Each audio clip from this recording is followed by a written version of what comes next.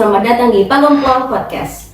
Hari ini kita akan membahas satu topik yang menarik sekaligus penting, yaitu ancaman disintegrasi bangsa Indonesia. Setelah Indonesia merdeka, ternyata perjuangan belum berhenti. Masih banyak pergolakan di berbagai daerah yang sempat mengancam persatuan bangsa kita. Di episode kali ini, kita akan membahas 8 peristiwa besar yang terjadi pada masa itu, mulai dari yang berkaitan dengan ideologi, kepentingan, sampai sistem pemerintahan. Saya Sito sebagai host pada episode kali ini, dan hari ini tuh saya tidak sendiri. Sudah ada 4 teman-teman yang luar biasa yang menyempatkan waktunya untuk hadir di episode kali ini, yang akan menemani dan menjelaskan satu persatu peristiwa itu. Nah, sebelum masuk ke pembahasan, biar suasananya lebih santai dikit nih, teman-teman sekalian bisa perkenalan dulu terlebih dahulu, biar Pagom Fest juga bisa tahu nih siapa yang bakal kita ajak ngobrol hari ini. Halo teman-teman semuanya, kenalin nama gue Fazakar Faruk, biasa dipanggil Fat. Gue dari SMA Negeri 1 Makassar, kelas 12 Yular. Pada kesempatan kali ini gue akan memberikan penjelasan mengenai materi PKI Madiun dan juga DITI. Halo Fat. Halo, hai. Halo Pak. Dan hai semuanya, saya Zara Estiaudini, kerap dipanggil Zara. Saya dari SMA Negeri 1 Makassar, dari kelas 12 Yular, dan akan menjelaskan tentang Dia30 SPKI dan Akta. Halo Rara. Hai Rara.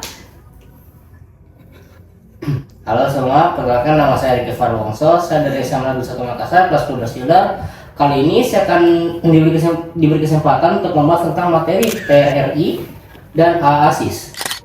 Hai. Dan saya Muhammad Rifki Aditya, kerap dipanggil Rifki, dari kelas 12 Oler SMA Negeri 1 Makassar, dan saya diamanahkan untuk memberikan materi mengenai RMS dan Permesta. Hai Rifki. Oke, baik. Sebelumnya saya ucapkan terima kasih banyak kepada teman-teman karena sudah menyempatkan waktunya untuk hadir. Nah, jadi hari ini kita punya 8 peristiwa dengan latar belakang yang berbeda, tapi sebenarnya punya satu benang merah, sama-sama menjadi ancaman terhadap persatuan Indonesia pada masa itu. Nah, kita mulai bagian pertama dulu nih, yaitu pergolakan yang berkaitan dengan ideologi. Mungkin dari Kak Fat yang pertama ya, bisa diceritain sedikit gimana awal mula terjadinya pemberontakan PKI di Madiun.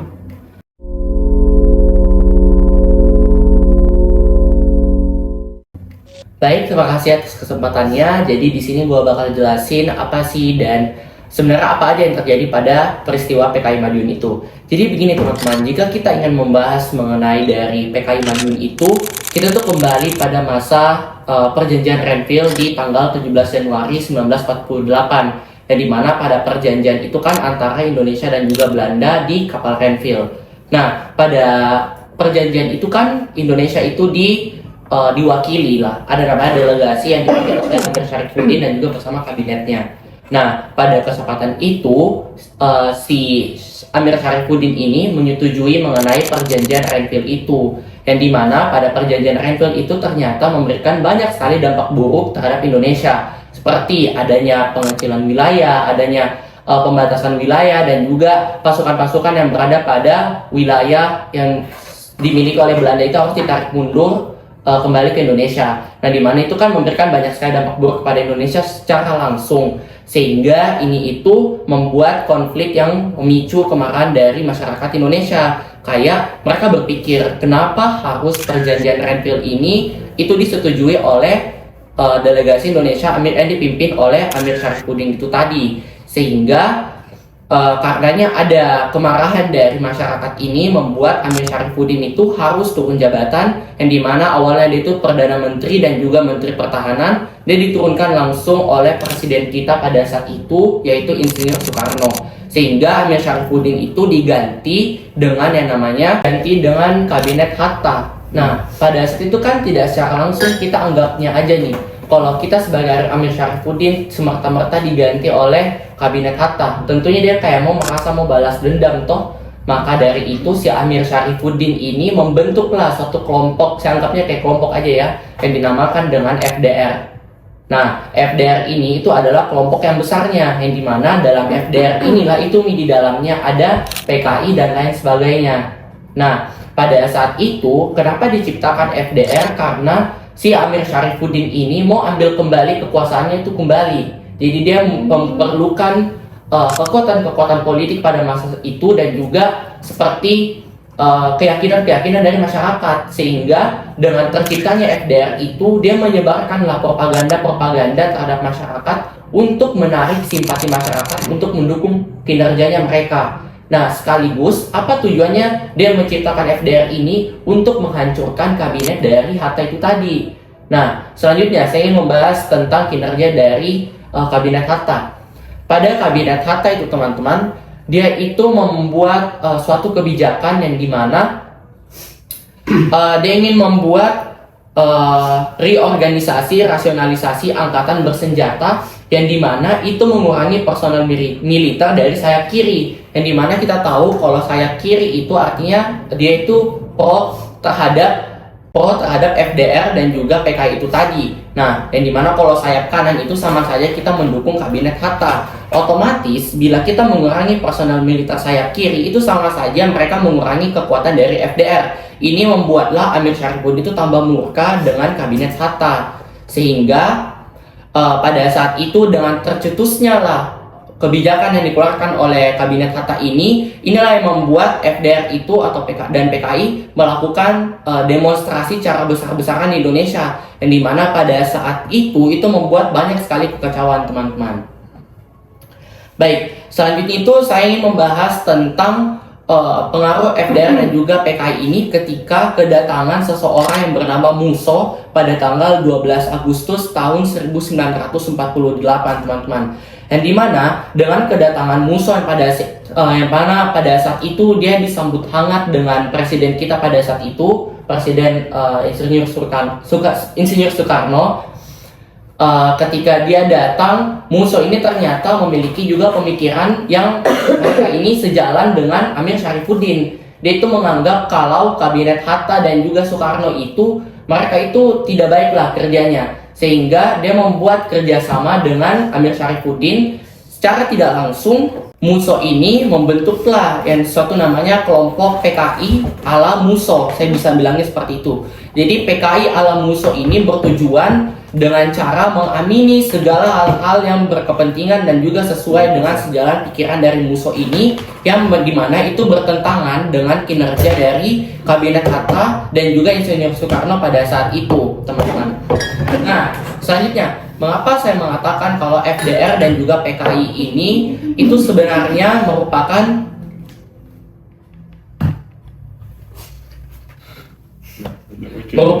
musuh Indonesia pada saat itu? Karena banyak sekali tantangan-tantangan yang diberikan oleh FDR dan juga PKI ini terhadap Indonesia. Misal seperti contoh terjadinya pertempuran antara pasukan Siliwangi dan juga Senopati di Sukoharjo, yang dimana ini menyebabkan kematian dari Letkol Sutarto.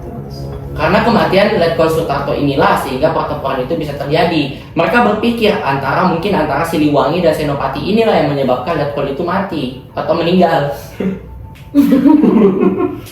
Bisa mati.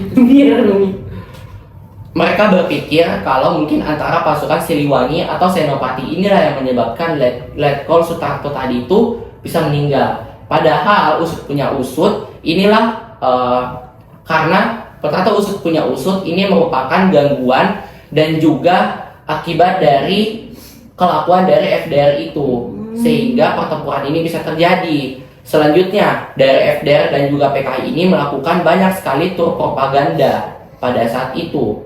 Dimulai dari 9 September, FDR dan juga PKI melakukan tur propaganda ke seluruh Indonesia. Nah, ketika mereka sedang menjalankan tur propaganda inilah, datanglah Samarno CS. Dia mengatakan kalau semisal Madiun itu sudah menjadi milik mereka. Mungkin itu bisa saya jelaskan untuk penjelasan melatar belakangi dan apa sih sebenarnya PKI Madiun ini. Oke. Dari penjelasan Pak tadi tentang PKI Madiun ya, kita bisa ambil pelajaran bahwa keserakahan dalam kekuasaan itu dapat menimbulkan dan membawa kehancuran.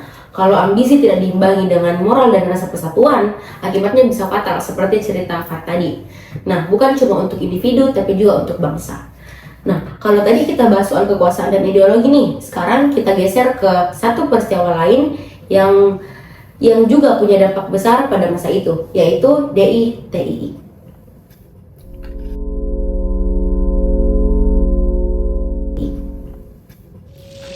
Baik, selanjutnya saya akan menjelaskan apa sih yang dimaksud dengan DITII ini.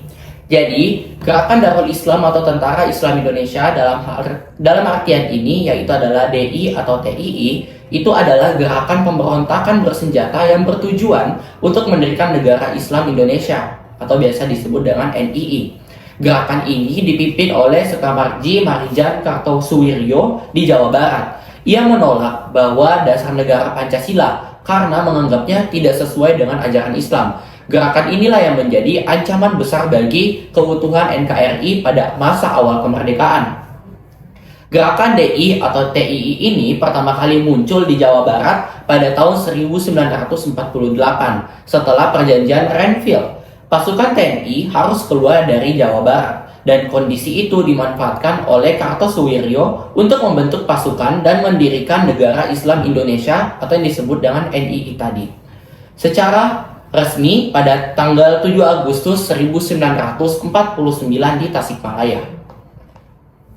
Jika kita ingin membahas siapa saja sih tokoh-tokoh utama dalam gerakan DITII ini, tokoh utama dalam gerakan ini yaitu adalah SM Kartosuwiryo yang berasal dari Jawa Barat. Namun di daerah lain juga muncul tokoh-tokoh lokal seperti ada Daud Barrow dari Aceh, ada Amir Fattah dari Jawa Tengah, ada Ibnu Hajar di Kalimantan Selatan, ada Kahar Muzakar di Sulawesi Selatan. Mereka bergabung dalam gerakan yang sama dengan tujuan menegakkan syariat Islam di Indonesia. Sebenarnya kalau kita bertanya tentang apa sih penyebab dari munculnya gerakan DITII ini, beberapa penyebab utamanya muncul gerakan ini antara lain, yang pertama itu adalah kekecewaan politik terhadap pemerintah pusat. Yang kedua itu perbedaan ideologi antara nasionalis dan Islamis. Yang ketiga itu kondisi ekonomi yang buruk pasca perang kemerdekaan. Dan yang keempat ketidakpuasan daerah terhadap kebijakan pusat. Semua faktor ini membuat banyak tokoh merasa perjuangan Islam tidak dihargai dalam struktur negara baru. Yang terakhir mungkin saya akan menjelaskan bagaimana akhir dari gerakan DITII ini dan apa dampaknya bagi Indonesia, teman-teman. Gerakan DITII ini berhasil ditumpas setelah serangkaian operasi militer. Kartosuwiryo tertangkap pada tahun 1962 dan dijatuhi hukuman mati. Pemimpin lain seperti Kahar Muzakar juga tewas dalam operasi militer. Sementara Daud Barrow akhirnya menyerah dan kembali ke pangkuan NKRI. Dampak dari gerakan ini itu adalah meningkatnya kewaspadaan pemerintah terhadap ancaman desintegrasi bangsa serta pentingnya menjaga kesatuan dan ideologi negara berdasarkan Pancasila. Mungkin itu saja yang bisa saya jelaskan. Saya kembali. Oke, jadi dari cerita tentang DITII tadi kita bisa ambil pelajaran bahwa nasionalisme dan rasa persatuan itu harga mati. Keinginan mempertahankan ideologi sendiri tanpa memikirkan kesatuan bangsa bisa menimbulkan perpecahan yang panjang. Oke, terima kasih banyak Fat.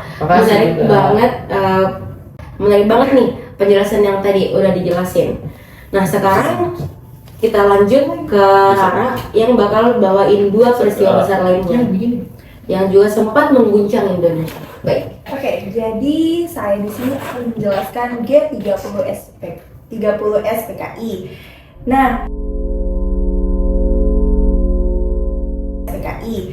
Nah, first thing first dari saya itu, apa sih G30 SPKI itu?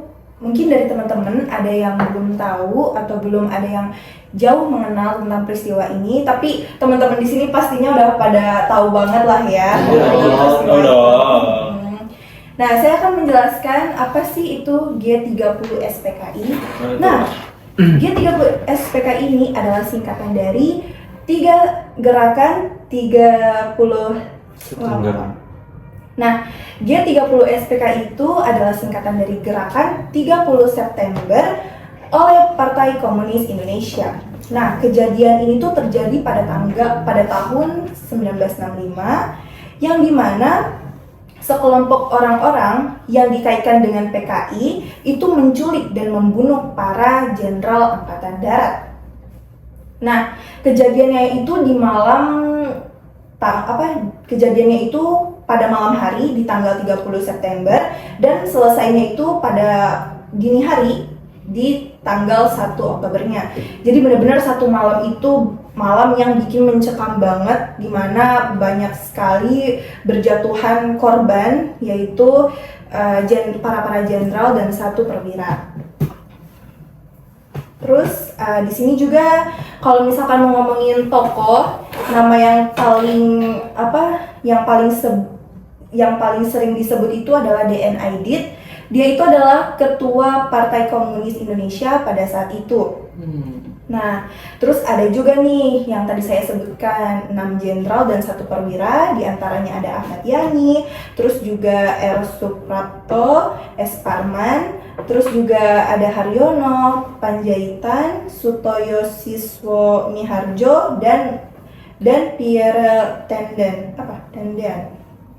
Nah, mereka semua itu diculik dari rumahnya masing-masing, terus dibawa dan sayangnya ditemukan tewas di dalam lubang buaya di Jakarta Timur pada tanggal 3 Oktober 1965. Terus dari kegiatan tersebut itu atau dari peristiwa itu banyak menimbulkan dampak besar.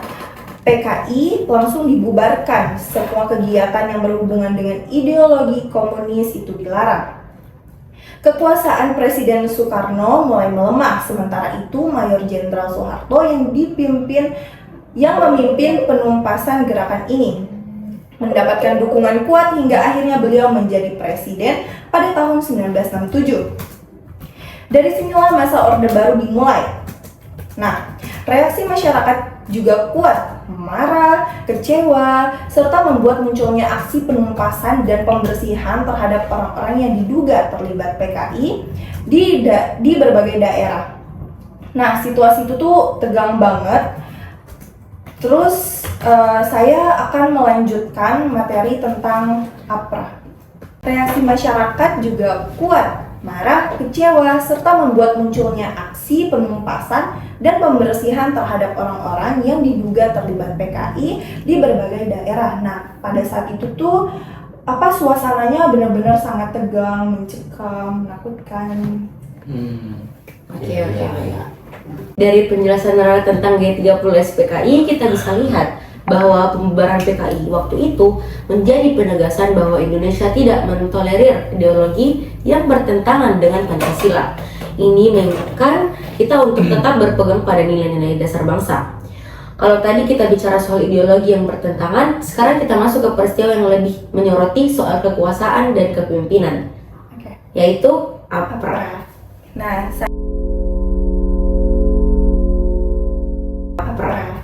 Nah, saya di sini akan menjelaskan APRA. Tapi yang pertama saya akan menjelaskan tentang kemunculan APRA-nya dulu ya. Nah, mengapa muncul gerakan anti nasional? Setelah proklamasi kemerdekaan, Indonesia masih berbentuk Republik Indonesia Serikat atau RIS. Sebuah federasi buatan Belanda, gerakan APRA muncul karena yang pertama, kelompok pro-Belanda terutama bekas tentara KNIL atau Tentara Kerajaan Hindia Belanda dan elit federal takut kehilangan posisinya dan pengaruh jika RIS dibubarkan dan Indonesia menjadi negara kesatuan atau NKRI. Lalu APRA dibentuk untuk mempertahankan sistem federal yang menguntungkan mereka dan menolak loyalitas penuh dan pemerintahan republik yang baru. Yang kedua, di sini ada tokoh penting dari tokoh kunci dan kepentingan pribadi. Yang pertama itu ada Roymond Westerling, seorang mantan perwira KNIL yang terkenal kejam di Sulawesi Selatan. Nah, Westerling merasa pemerintah republik ini tidak stabil dan khawatir anggota yang terkenal kejam di Sulawesi Selatan. Westerling merasa pemerintah Republik Indonesia itu tidak stabil dan khawatir anggota bekas KNIL akan disingkirkan dari militer. Nah, kepentingan pribadinya itu adalah mempertahankan kekuasaan dan status militernya dengan mempertahankan sistem federalis yang pro-Belanda. Nama APRA diambil dari mitos, yaitu Ratu Adil, untuk menarik dukungan meski tindakan justru membawa kekacauan. Nah, tragedinya itu terjadi di Bandung. Puncak aksi APRA terjadi pada 23 Januari 1950 ketika sekitar 800 pasukan menyerang kota Bandung. Serangan tersebut brutal dan menelan korban dari anggota TNI dan warga sipil.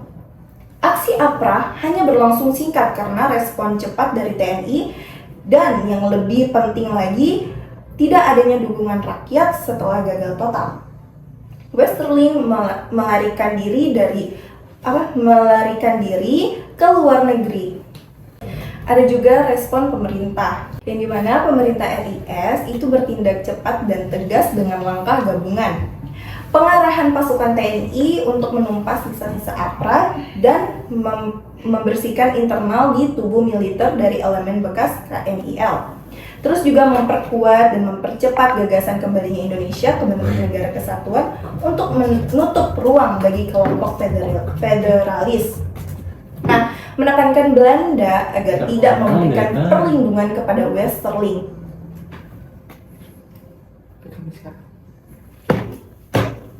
Terus juga ini tuh berdampak secara signifikan, yang dimana dampak terbesar itu dari pemberontakan APRA adalah percepatan NKRI. Nah, peristiwa ini menjadi bukti nyata kerapuhan sistem federal sehingga secara langsung mempercepat pembubaran RIS dan kembalinya Indonesia ke bentuk Negara Kesatuan Republik Indonesia pada Agustus 1950. APRA menjadi pengingat bahwa persatuan nasional dan loyalitas rakyat kunci stabilitas dan kekuasaan. Tanpa legitimasi nasional hanya akan berujung pada kekacauan. Oke. Oke, baik, dari kisah APRA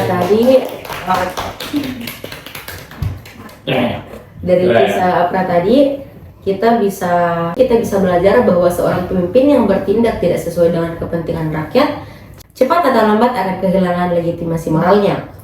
Kekuasaan tanpa dukungan rakyat tidak akan bertahan lama. Oke, terima kasih sama Kak Rara atas penjelasan yang sangat menarik. Kita lanjut ke Ricky ya, yang akan bahas dua peristiwa lain yang juga muncul karena ketidakpuasan daerah terhadap pemerintahan pusat. Oke, baik.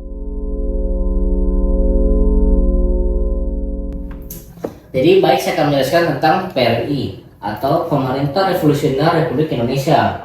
Nah, untuk memahami PRRI, kita harus lihat dulu kondisi Indonesia pada tahun 1950-an. Setelah kemerdekaan, Indonesia memang sudah bersatu, tapi ternyata banyak ketidakpuasan di daerah-daerah terhadap pemerintah pusat di Jakarta. Nah, ada pun penyebabnya antara lain yaitu yang pertama, seperti ketimpangan ekonomi dan pembangunan. Daerah-daerah di luar Jawa merasa hasil sumber daya mereka tidak diolah atau tidak dinikmati secara adil. Yang kedua yaitu masalah politik dan jabatan militer. Banyak tokoh daerah merasa tidak diberi posisi penting oleh pemerintah pusat. Yang ketiga yaitu ketidakpuasan terhadap kepemimpinan Presiden Soekarno yang mulai dianggap terlalu berpihak pada kelompok tertentu. Nah, akhirnya muncul gerakan perlawanan di beberapa daerah, salah satunya di daerah Sumatera dan Sulawesi. Pada tanggal 15 Februari 1998 di Padang, tepatnya Sumatera Barat, diumumkan berdirinya PRRI atau Pemerintah Revolusioner Republik Indonesia. Nah, gerakan ini dipimpin oleh Letnan Kolonel Ahmad Hussein bersama beberapa tokoh militer dan sipil lain seperti Kolonel Simbolon, Kolonel Dahlan Japek, Burhanuddin Harahap atau mantan Perdana Menteri RI. Mereka membentuk pemerintahan tandingan terhadap pemerintah pusat di bawah Presiden Soekarno. Tujuan awalnya yaitu untuk menuntut proyek pemerintahan, bukan langsung ingin memisahkan diri. Tetapi karena tuntutan tidak direspon, gerakan ini menjadi pemberontakan. Tentu saja pemerintah pusat itu Jakarta melakukan PRRI ini. Soekarno kemudian melakukan perintah operasi militer untuk menumpas pemberontakan tersebut. Operasi ini juga dikenal sebagai Operasi 17 Agustus yang dipimpin oleh Letjen Ahmad Yani. Pemerintah pusat berhasil menguasai Padang pada April 1998 dan sedikit demi sedikit kekuatan PRRI ini mulai melemah. Banyak tokoh PRRI menyerah atau tertangkap dan akhirnya PRRI resmi berakhir pada tahun 1961. Peristiwa PRRI membawa beberapa dampak penting bagi Indonesia. Yang pertama dari sisi politik, yaitu pemerintah pusat memperkuat kontrol terhadap daerah. Yang kedua, Soekarno semakin menegaskan kekuasaannya dan mulai menerapkan sistem demokrasi terpimpin. Yang kedua, dari sisi sosial ekonomi, banyak daerah, terutama Sumatera Barat, mengalami kerusakan ekonomi dan sosial akibat perang saudara. Yang kedua, hubungan antara pusat dan daerah sempat memburuk.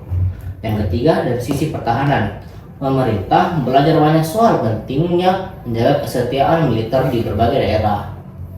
Menariknya, setelah PRI berakhir ini, pemerintah tidak serta-merta menghukum berat semua tokoh yang terlibat. Sebagian besar diberi kesempatan untuk kembali bergabung dengan pemerintahan.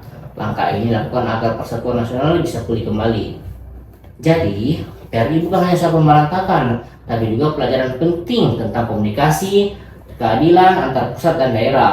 Dari sini kita juga bisa belajar bahwa persatuan Indonesia bukan sesuatu yang datang begitu saja, tapi harus dijaga dengan keadilan, pemerataan, dan rasa saling percaya. Oke, baik. Dari cerita Riki tentang PRRI, kita bisa ambil kesimpulan bahwa ketidakpuasan seharusnya diselesaikan lewat dialog dan kerjasama, bukan pemberontakan.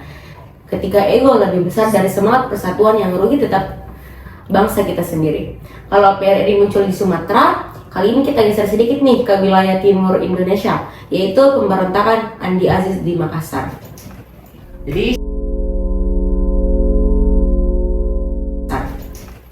Jadi saya akan melanjutkan materi saya itu tentang Andi Aziz. Oke. Setelah pengakuan kedaulatan pada tahun 1949, Indonesia masih berada dalam masa transisi dari Republik Indonesia Serikat menuju Negara Kesatuan Republik Indonesia atau NKRI. Kondisi politik dan keamanan saat itu belum stabil karena masih banyak daerah yang mempertahankan sistem pemerintahan sendiri, termasuk Negara Indonesia Timur atau NIT. Nah, di wilayah timur ini ketegangan meningkat akibat perbedaan pandangan antara pemerintah pusat dan pasukan lokal, terutama terkait proses penyatuan militer antara bekas tentara KNIL dengan Tentara Nasional Indonesia atau TNI ke dalam Angkatan Perang Republik Indonesia Serikat. Pada tanggal 5 April 1950 terjadi pemberontakan yang dipimpin oleh Kapten Andi Aziz Makassar.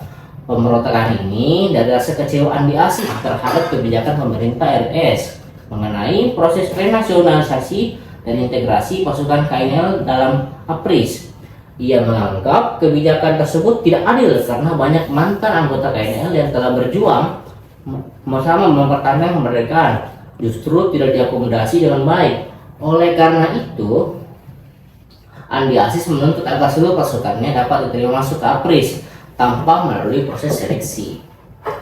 Pihak yang terlibat dalam peristiwa ini adalah pasukan Andi Aziz yang sebagian besar merupakan bekas KNIL, pemerintah RIS, serta pasukan APRIS yang dikirim untuk memulihkan keamanan. Untuk mengatasi situasi tersebut, pemerintah RIS memerintahkan Andi Aziz akan datang ke Jakarta dan mempertanggungjawabkan tindakannya. Setelah sempat menolak, Andi Aziz akhirnya menyerahkan diri pada 15 April 1950. Pemerintah kemudian mengirim pasukan APRIS di bawah pimpinan Kolonel Alis Kawilarang untuk menertibkan keadaan di Makassar. Pemberontakan dapat dipadamkan dan Andi Aziz kemudian diadili atas perbuatannya karena dianggap menentang kebijakan pemerintah. Pemberontakan Andi Aziz memberikan dampak yang cukup besar terhadap upaya integrasi nasional Indonesia.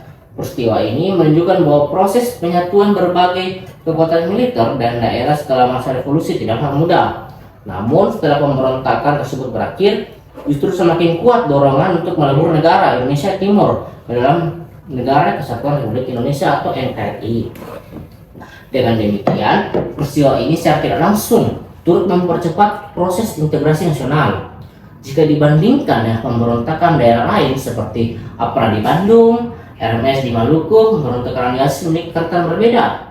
Pemberontakan ini tidak bermotif separatisme atau keinginan memisahkan diri dari Indonesia, melainkan merupakan bentuk proses terhadap kebijakan pemerintah RIS yang dianggap tidak adil bagi pasukan lokal. Oleh karena itu, peristiwa ini lebih bersifat politis dan administratif dibandingkan ideologis atau separatis, sehingga memiliki keunikan tersendiri dalam sejarah perjuangan mempertahankan keutuhan negara ini. Oke. Keren. Dari kisah ini kita bisa belajar pentingnya loyalitas terhadap negara. Tindakan yang didasari ego atau kepentingan pribadi meskipun terlihat ideal bisa menggoyahkan keutuhan bangsa. Baik, mungkin teman-teman sekalian ada yang haus? Haus. Yeay. Cheers. Let's go. Mantap. Jadi lanjut nih, sekarang kita mau bahas apa nih? Kamu nih belum nih. Masih ada nggak sih yang mau bicara? Nggak ada. Ada. Ada. Oh, Sisa ada. si Rifki nih terakhir. Enggak, Rifki nih yang belum Males nih. banget. Itu masih. Ya udah, yuk. Buat Pak Gumpers nih. Iya, Pak Gumpers. Apa sih yang enggak buat Pak Gumpers kali? Iya. Yang terakhir ini spesial banget guys, kita undang jauh-jauh dari Papua. Oke, kalau gitu kita lanjut langsung ya ke Kak Rifki. Jadi terima kasih tadi untuk Kak Rifki, maaf ya tadi kita potong, kita soalnya udah haus nih Kak. Iya, nggak apa-apa. Saya kebetulan juga haus ini sudah silakan sekali ya. Oke, untuk penutup kita akan dengarkan dari Rifki yang akan bahas dua peristiwa terakhir, yaitu RMS dan Permesta. Saya mau cek editnya nih ya. Saya akan Halo, menjelaskan mengenai Rifki. Permesta.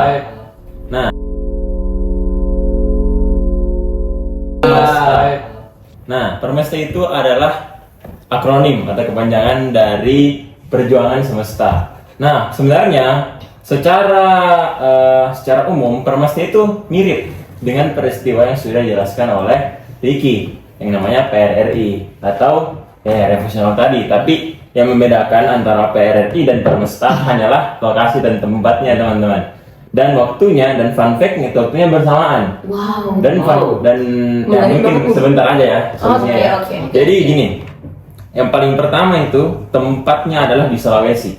Nah, latar belakang dari peristiwa ini adalah ada sosok yang namanya Fledge Sumual yang merasa bahwa ada ketimpangan sosial yang terjadi antara orang-orang atau antara pemerintah yang ada di Jawa maupun yang di luar Jawa. Betul sekali. Nah, sehingga setelah kemerdekaan, banyak daerah di luar Jawa, khususnya Sulawesi, merasa bahwa pembangunan dan perhatian pemerintah lebih terpusat pada Jawa. Kondisi ekonomi ini menuntut, nah teman-teman, jadi yang membedakan antara PRI dan Permesta ini hanya tempatnya. Nah, peristiwa Permesta ini atau peristiwa perjuangan semesta ini muncul pada tahun sekitaran akhir 1990-an. Dilatar belakangi oleh ketidakpuasan daerah terhadap pemerintah pusat. Nah, sama halnya dengan PRRI. Kenapa tidak puas? Karena terjadi ketimpangan sosial,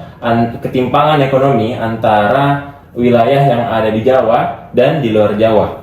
Sehingga masyarakat merasa bahwa ini terjadi ketidakadilan dan memicu yang namanya pemberontakan ini. Sebenarnya ini bisa dikatakan bukan pemberontakan. Ini hanyalah inisiasi atas ketidakpuasan masyarakat terhadap pemerintah pusat. Karena faktanya juga ada beberapa kebijakan-kebijakan yang dilakukan oleh pemerintah Soekarno pada saat itu yang cenderung merugikan wilayah-wilayah di luar Jawa. Contohnya seperti wilayah luar Jawa yang harus memberikan 70% pendapatannya kepada wilayah pusat, yang pastinya padahal kan di situasi itu adalah situasi pasca kemerdekaan, itu situasi RIS, yang dimana kita baru saja selesai dari pertempuran dengan Belanda, kita selesai dari pertempuran dengan Jepang, dan baru selesai mempertahankan kemerdekaan dengan Belanda kembali. Pastinya menghadapi banyak gejolak perekonomian, dan sehingga daerah-daerah di saat itu ditambah lagi dengan kebijakan ini yang merugikan wilayah di luar Jawa, sehingga wilayah di luar Jawa itu memberikan semacam ultimatum, semacam perlawanan terhadap pihak Indonesia, yang dimana ini tertuang dalam proses Permesta ini. Nah, proses Permesta ini atau peristiwa semesta ini diinisiasi oleh tokoh yang bernama Letkol Fledge Sumual. Nah, itu latar belakangnya. Sekarang kita akan bahas mengenai kronologinya. Nah, dari 1966 sampai 1957 muncul ketegangan militer antara pusat dan daerah. Kenapa? Karena tadi latar belakangnya, karena ada ketimpangan sosial. Setelah itu, di tahun 1957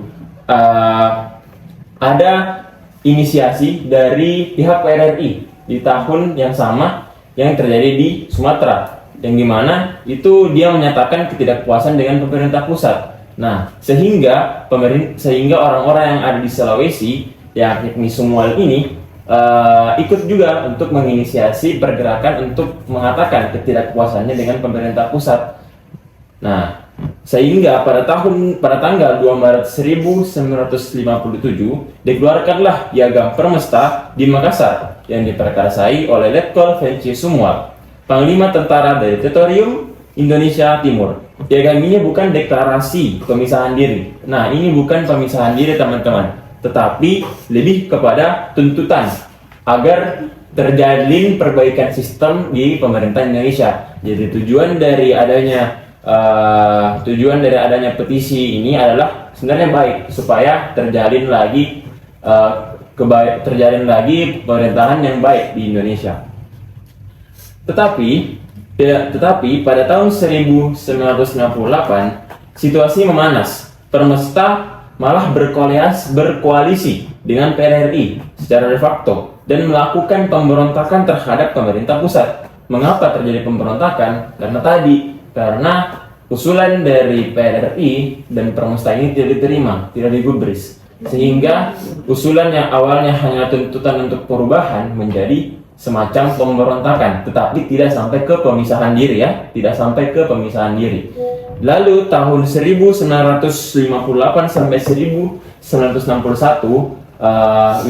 pemerintah pusat Indonesia memilih untuk melakukan pendekatan melalui operasi militer, yang dimana dia meluncurkan solusi yang sama dengan PRRI, yakni meluncurkan operasi militer dari Letkol Ahmad Yani. Jadi ceritanya Letkol Ahmad Yani ini menangani dua wilayah, yakni wilayah Sumatera dan wilayah Sulawesi, menangani dua peristiwa yang berbeda, yakni peristiwa PRRI di Sumatera dan Permesta di Sulawesi.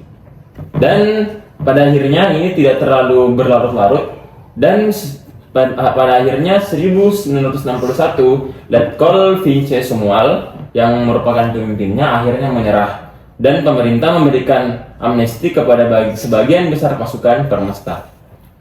Nah, sekarang kita bahas mengenai tokoh-tokoh yang penting yang perlu digarisbawahi ya. Yang pertama itu adalah Letkol Venci Sumual yang merupakan delegasi atau pemimpin tertinggi dari Permesta ini.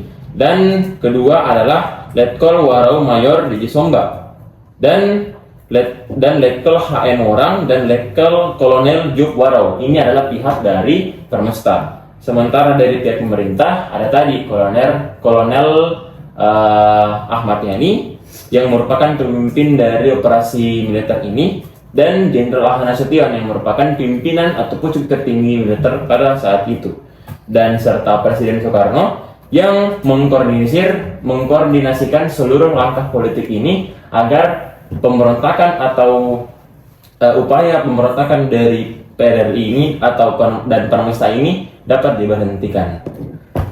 Jadi itu saja dari saya.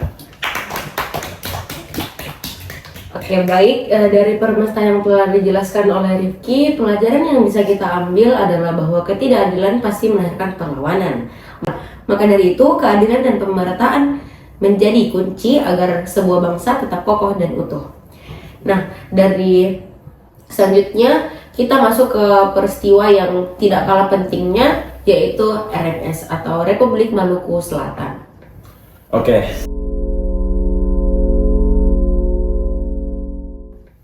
Oke, saya akan membahas mengenai RMS. Menurut saya RMS ini termasuk hal yang menarik karena itu lebih kena kepada identitas budaya dari wilayah Maluku itu sendiri. Nah, pertama-tama saya akan menjelaskan mengapa bisa terjadi peristiwa RMS ini. RMS itu adalah Republik Maluku Selatan. Nah, pada awalnya di tahun 1900 atau bisa dibilang pada masa Hindia Belanda, Belanda itu bisa dibilang lebih melakukan perlakuan istimewa terhadap orang-orang Maluku. Mengapa? Karena yang pertama itu dari segi geografisnya itu memiliki banyak perdagangan yang bermutu, berkualitas, dan yang kedua adalah fun fact bahwa agama dari orang Maluku dan Belanda itu bisa dibilang sama, yakni Kristen. Sehingga orang Belanda memperlakukan orang-orang Maluku istimewa. Contohnya adalah dengan memberikan otonomi daerah atau jabatan terhadap orang Maluku itu lebih baik daripada orang-orang di luar Maluku.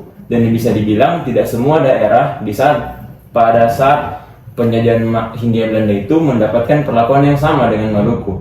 Dan juga setelah didapatkan jabatan, kebanyakan orang Maluku itu tetap dipertahankan jabatannya di masa Hindia Belanda, sehingga itu menjadi faktor mengapa orang Maluku sangat bisa dibilang simpati dengan Belanda karena perlakuan istimewa itu. Nah, setelah daripada itu kita loncat pada kronologi pusat di Indonesia. Mulai dari setelah dari Hindia Belanda kita kan dijajah oleh Jepang. Setelah dari Jepang kita dijajah kembali atau lebih kepada upaya pemerintah untuk menangani Belanda yang ingin menguasai kembali Indonesia. Nah, di saat itu banyak sekali KNIL atau bisa dibilang tentara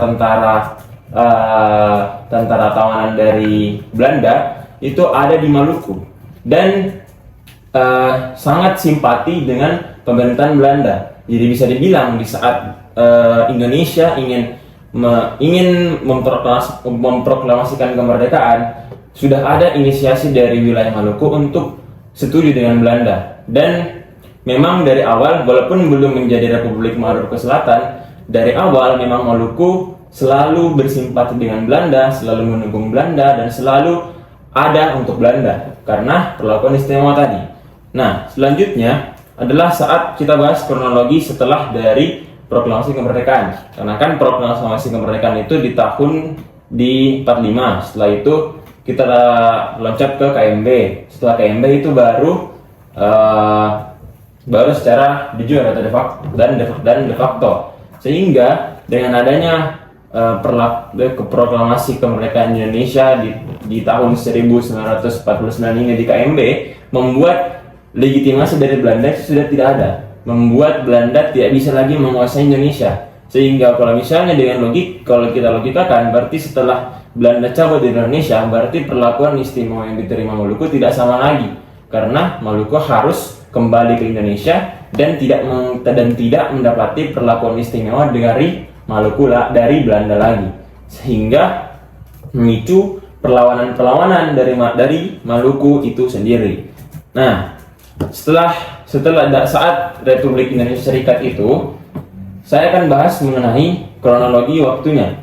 Dan ditetapkannya dari RMS ini adalah di tanggal 25 April 1950 oleh tokoh yakni Dr. Chris Somokil yang memproklamasikan berdirinya Republik Maluku Selatan yang pusatnya itu di Ambon. Mengapa mereka mendirikan? Karena itu tadi, karena mereka masih bersimpati dengan Belanda. Nah, pemerintah RI sebenarnya itu melakukan banyak upaya-upaya diplomasi karena seharusnya untuk menangani disintegrasi di bangsa kita sendiri tidak harus dengan perlawanan, kita harus berdiplomasi terlebih dahulu. Hal itu juga diterapkan oleh pemerintah Indonesia pada saat itu dengan mengajak RMS kembali ke NKRI secara damai. Namun Somokil atau Dr. Chris Somokil ini bersikeras untuk menolak, bahkan menolak sama sekali perbincangan dengan Presiden Soekarno pada saat itu. Nah, karena dirasa diplomasi tidak membuahkan hasil, pada September 1950 pemerintah mengirim pasukan TNI di bawah pimpinan Kolonel A.E. Kawilarang untuk melakukan operasi militer Maluku Selatan. Nah, sehingga gara-gara adanya inisiasi dari pihak militer untuk mengirim operasi Kawilarang ini, sehingga terjadi pertempuran besar-besaran antara RMS dengan TNI Indonesia, dengan TNI yang ada di Indonesia. Sehingga karena memang dari personel, secara personel kan pasti Maluku sudah kalah jauh dengan Republik Indonesia, sehingga itu RMS kalah dan Ambon yang merupakan tujuan atau kota utama dari RMS ini berhasil dipukul mundur. Tetapi RMS tidak habis akal, dia mundur ke Pulau Seram, yang pulau yang berada di Maluku Selatan itu. Nah, RMS pasti tidak goyah. RMS itu tetap melakukan perlawanan gerilya atau perlawanan kecil-kecilan di Seram, namun kekuatannya tidak sebanyak di Ambon. Nah, dan tahun 1963 pionir dari pergelakan RMS ini, ya, Dr. Chris Somokil berhasil ditangkap oleh pasukan TNI. Dan ironisnya di tahun 1966 Somokil dieksekusi mati di bawah pemerintahan Orde Baru. Dan faktanya teman-teman, setelah 1966 secara resmi Somokil telah mati, dan tetapi setelah dari Pulau Seram banyak dari pihak-pihak RMS ini yang dipukul mundur kembali ke Belanda. Jadi fun fact-nya masih banyak orang-orang Maluku yang tinggal di Belanda, karena itu adalah orang-orang bekas dari RMS yang melakukan dan yang tetap menggalakkan RMS-nya di Belanda, walaupun itu masih terbilang sedikit. Dan sampai sekarang teman-teman masih ada orang-orang Maluku yang memperjuangkan RMS di wilayah Belanda. Nah, jadi bisa dibilang perlawanan secara simbolik, perlawanan dari RMS ini berhasil diredam, tetapi paham-paham dari RMS masih ada sampai sekarang, tetapi tidak ada di Indonesia, tetapi masih ada di Belanda. Nah, selanjutnya saya akan bahas semuanya tokoh-tokohnya yang perlu digarisbawahi. Yang pertama, Christian Robert Somokil yang pemimpinnya. Lalu itu Manuhutu. Manuhutu itu adalah kayak wakilnya lah dari Somokil. Lalu Kolonel Kawilarang. Kolonel Kawilarang ini saya mention tadi adalah tokoh yang melawan si Somokil ini. Dan juga yang paling penting Insinyur Soekarno yang menjadi pionir atau yang mengambil langkah politik supaya tidak terjadi lagi pemberontakan di RMS ini. Dan kesimpulannya adalah sebenarnya yang terjadi di wilayah RMS ini adalah sebenarnya pure dari keinginan dari Maluku yang tetap di zona nyamannya dengan Belanda. Dia tidak ingin menghadapi perubahan, padahal yang abadi dalam kehidupan adalah perubahan. Oke, baik, dari kisah RMS yang telah dijelaskan oleh Rifki, kita bisa lihat bahwa tidak semua perubahan membawa kerugian. Kadang konflik justru membuka mata kita tentang pentingnya mencari jalan tengah, karena perbedaan itu seharusnya menyatukan, bukan memisahkan. Dan peristiwa yang udah dibawain nih sama teman-teman sekalian, kita bisa lihat satu benang merah, bahwa setiap perpecahan selalu berawal dari hilangnya rasa adil dan persatuan. Semoga dari sejarah ini kita bisa belajar untuk lebih menghargai arti persatuan bangsa. Betul sekali. Nah, luar biasa banget ya teman-teman, karena jadi luar biasa banget ya teman-teman, karena kita udah jalan-jalan nih keliling Indonesia lewat sejarah, mulai dari Madiun di Jawa Timur dengan peristiwa PKI Madiun, lanjut ke Jawa Barat dengan DITII, terus ke Jakarta dalam peristiwa G30S PKI, dan Bandung tempat terjadinya APRA. Belum selesai sampai di situ, kita lanjut ke Sumatera Barat dengan PRRI, geser ke Makassar, Sulawesi Selatan dengan pemberontakan Andi Aziz, lalu ke Ambon, Maluku dengan RMS, dan yang terakhir ke Sulawesi Utara dengan Permesta. Jadi satu putaran sejarah yang bikin kita sadar bahwa betapa luas dan beragamnya negeri kita ini. Nah baik, jadi dari teman-teman sekalian nih, dari 8 pembahasan yang tadi, menurut kalian yang mana sih yang paling wow gitu, yang kalian tuh ngerasain kayak wah ternyata sejarah Indonesia tuh semenarik itu gitu loh? Kalau dari aku sih sebenarnya kalau kita membahaskan tentang budaya apa saja yang wow ya, dari semua cerita-cerita yang telah teman ceritakan ini, tentunya sejarah-sejarah ini membuktikan kalau Indonesia itu kaya banget, sangat kaya sekali dengan namanya budidaya. Dan mungkin pelajaran yang bisa saya ambil dari cerita saya sendiri, mungkin kalau dari PKI Madiun itu pentingnya bahwa kita harus menjunjung tinggi namanya kesatuan, menjaga NKRI, dan pentingnya kesadaran bahwa kita tidak boleh terlalu rakus dengan namanya kekuasaan. Mungkin itu. Oke, nah kalau dari saya sendiri itu untuk peristiwa G30 SPKI, karena benar-benar dalam satu malam itu menewaskan banyak tokoh-tokoh penting di Indonesia seperti Ahmad Yani dan yang lain-lain. Mungkin itu. Kalau dari Ricky Kalau dari saya itu peristiwa PRRI ya, karena ada mirip dengan Pramesta dan latar belakang yang sama. Saya juga baru tahu kalau tidak disampaikan oleh saudara Rifki tadi. Dan juga karena sebenarnya yang paling simpel itu dari pelajaran yang saya ambil, karena komunikasi adalah inti dari segalanya. Betul banget. Terbang gimana kan? Dari dulu emangnya masalah internasionalitas ya kalau komunikasi. Betul. Bukan. Kalau dari saya sih kayak RMS, karena dari RMS kita bisa belajar kalau kita itu tidak harus stay di zona nyaman kita. Kita harus bisa bergerak dari zona nyaman itu untuk mendapatkan jati diri kita. Dan pada akhirnya juga gara-gara Maluku walaupun keluar dari zona nyamannya, tetapi sampai sekarang Maluku masih eksis dan mungkin menjadi salah satu provinsi yang baik dan dengan terkenal dengan keanekaragamannya di Indonesia. Nah, dari pendapat teman sekalian, kalau dari saya sendiri, saya sangat tertarik dengan penjelasan dari Rara, karena sebagaimana kita ketahui bersama, G30 SPK itu tuh yang paling biasa kita dengar. Oke, nah, dan buat teman-teman yang tadi udah nyimak, para pagomers, ada yang fokus banget, ada yang senyum-senyum, bahkan ada juga nih yang mulai bosan. Semoga dengan adanya podcast kami berlima di sini itu bisa menambah semangat para teman-teman sekalian. Terima kasih banyak buat pemateri-pemateri yang udah bawain materinya dengan keren banget. Terima kasih. Kita tepuk tangan dulu untuk kita semua. Terima kasih Kak. Hidup Bagompong hidup. Dan buat kalian semua pagomers yang udah ngikutin dari awal sampai akhir.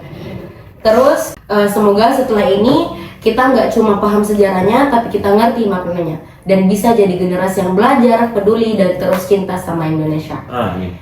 Nah, jadi kami berlima ini mau minta doa dari teman-teman sekalian untuk mendoakan video podcast kami ini tuh masuk ke top 1 best video.